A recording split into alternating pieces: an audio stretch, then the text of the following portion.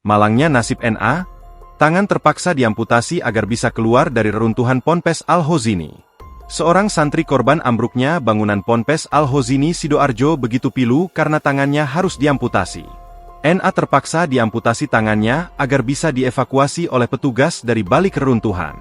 Direktur Utama RSUD RT Notopuro, Dr. Atok Irawan mengatakan amputasi dilakukan pada lengan kiri NA. Pihak keluarga sempat protes karena merasa tidak dimintai persetujuan. Akhirnya, kata Atok, salah satu petugas medis RSUD RT Notopuro menjelaskan kondisi yang ada di lokasi. Menurut dia, langkah tersebut diambil karena alasan darurat. Tadi malam sempat yang diamputasi di tempat, keluarga sempat protes, enggak setuju. Ya gimana kalau kondisi darurat? Sempat nanya, siapa yang mengizinkan? Ujarnya. Untungnya dokter kami menjelaskan dengan lembut, dengan sabar, alhamdulillah bisa menerima. Karena situasinya sempit, ini juga sebenarnya membahayakan jiwa nakes kami, tambah dia.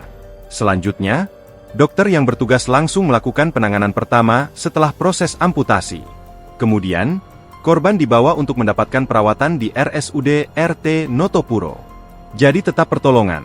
Korban, dibius di sana, lukanya, amputasi, ditutup cuma akhirnya dilakukan pembersihan lagi, dijahit ulang sampai pukul 1.30 WIB baru selesai, ucap dia. Lebih lanjut, Atok mengungkapkan, korban yang diamputasi tersebut sempat menjalani perawatan di IGD. Kondisinya kini sudah berangsur membaik dan mulai sadarkan diri.